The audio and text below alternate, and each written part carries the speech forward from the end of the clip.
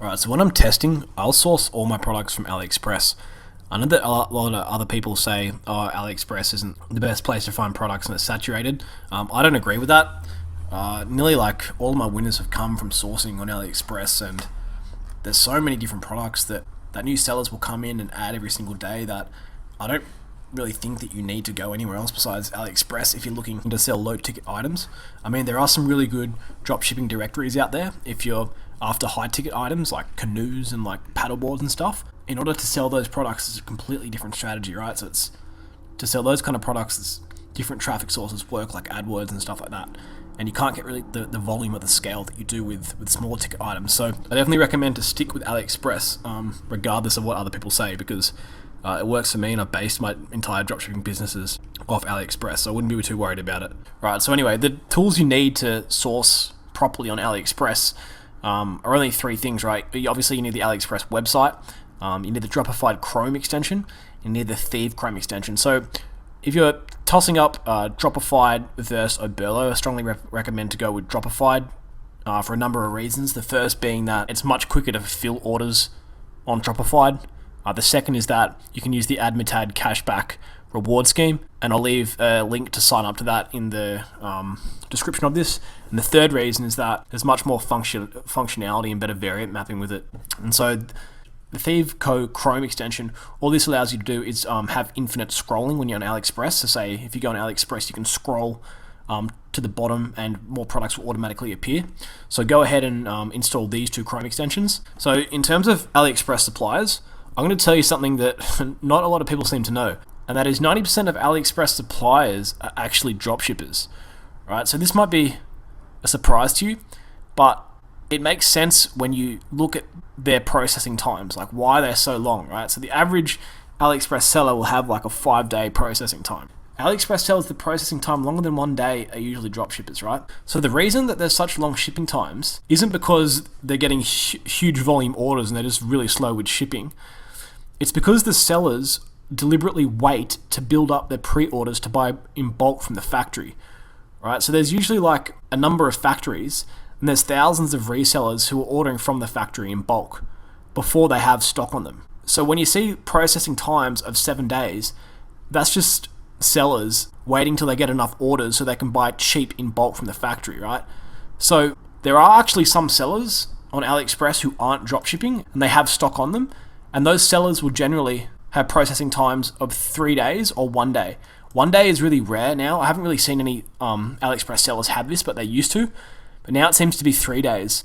But some of the 3-day sellers, if you message them and say, hey, what's the quickest processing time? Sometimes they'll say 1 day, and that means that they carry stock on them. And in saying that, when you're asking Aliexpress sellers about their stock levels, they usually will lie and say, oh, we have plenty of stock. Or sometimes I'll message Aliexpress sellers and say, hey, can you handle 50 to 100 orders per day? And they'll say, yes, we can, that's fine. And then a day later, their product will go offline. They'll say, oh no, we don't have any stock. So Aliexpress sellers will literally lie to you straight up because they don't actually know how much stock is in the factory. So there's a few things I look out for when I'm selecting my suppliers to test products with, right? So the first thing is that I'll always try to go with suppliers that have at least 5 diamonds or at least 1+ crown, right? So 2 or 3 crowns, 4 crowns, that's great. They also must have a positive feedback score of above 97%.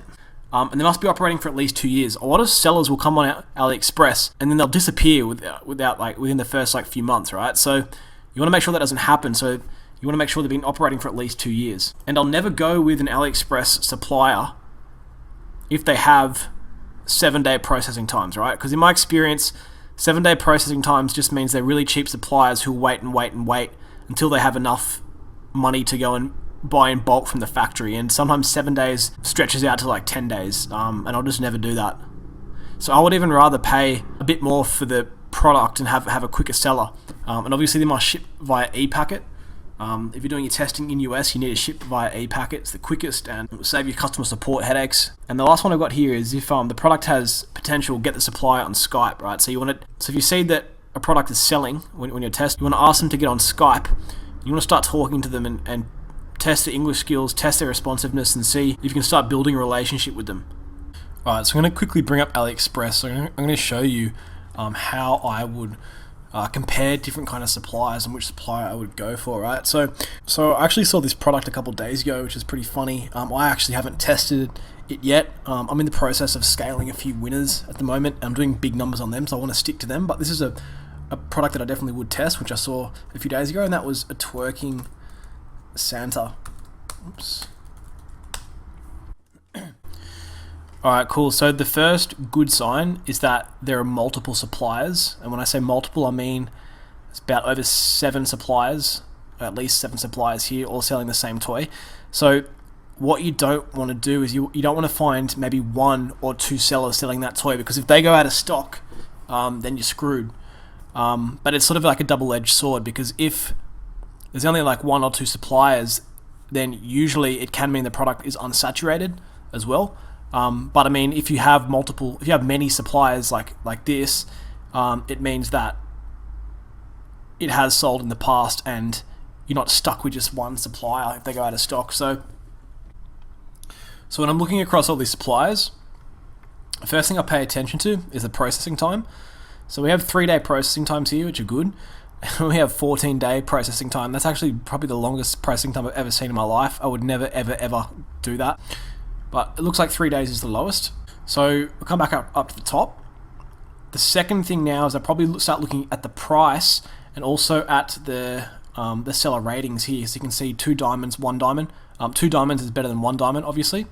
But I want to see the seller's feedback score on these diamonds, right? So this one's got 50,000. This one's got a feedback score of 50,000 with 97.9%.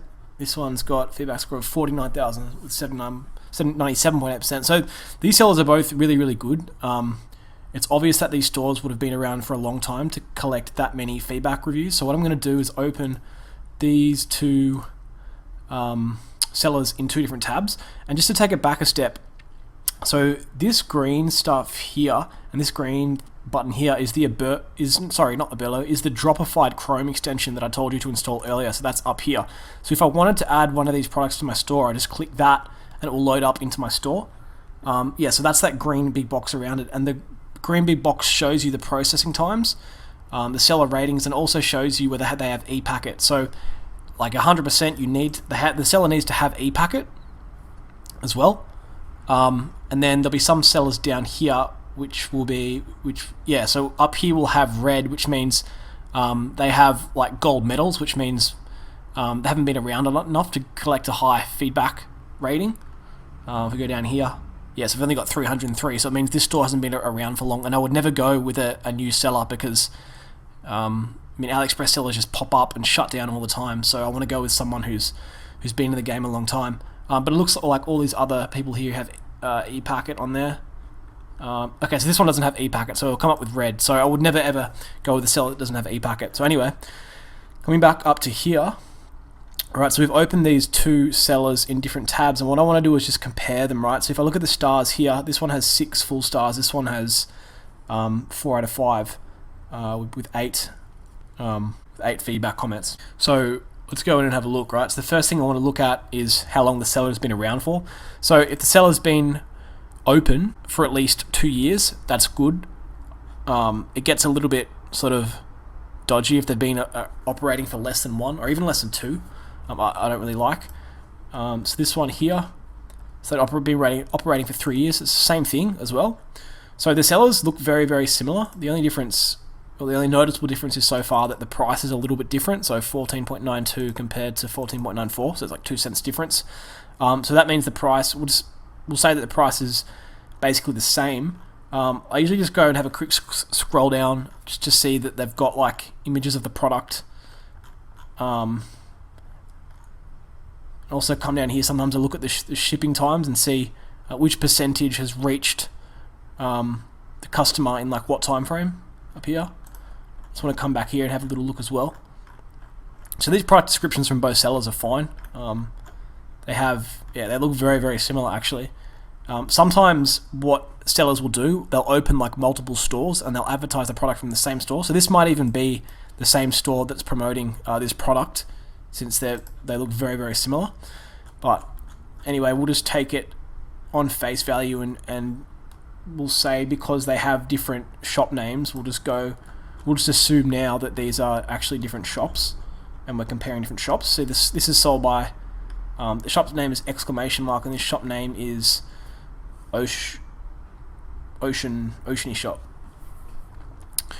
Okay, so yeah, so they're basically very similar. So what I want to go to now is the feedback. I want to compare the feedback, and this is probably what I'll end up basing my decision on. So see, we've got 1 star down here. I don't really like to see that, so I'll click on 1 star. We've got 2 negative reviews, so one saying that the bottom of the shoes to cover up the battery went there, and the other one is saying that there's something about the music not working, so I must play some sort of music song there. So here, if you look at here, they don't have any 1-star reviews. I just want to go back and check what comments are left for these 4 stars. Works with music on, which is very loud. So just based on these reviews, there's only been 7 versus 6, but I'm going to go with this supplier just because there's been no negative reviews. Even if it is, oh yeah, it's 2 cents cheaper. I mean, it doesn't really matter. That's nothing. But the last thing I want to check as well is just the whether the shipping times are any different, because sometimes you go on this page here, you click shipping times, and they'll have different shipping times here. So 12 to 20 days versus shipping 12 to 20 days as well. Cool. So yeah, that's basically all I look at. So in the end, I'm going to go with this seller. So if I wanted to add this product to my store, I'm not going to do it, but I'd go up here, I'd click on Dropified and click Add to Store. And then I'd go into Dropified and set up my product descriptions and everything there. So yeah, that's basically how I compare my AliExpress sellers. It's not too complicated.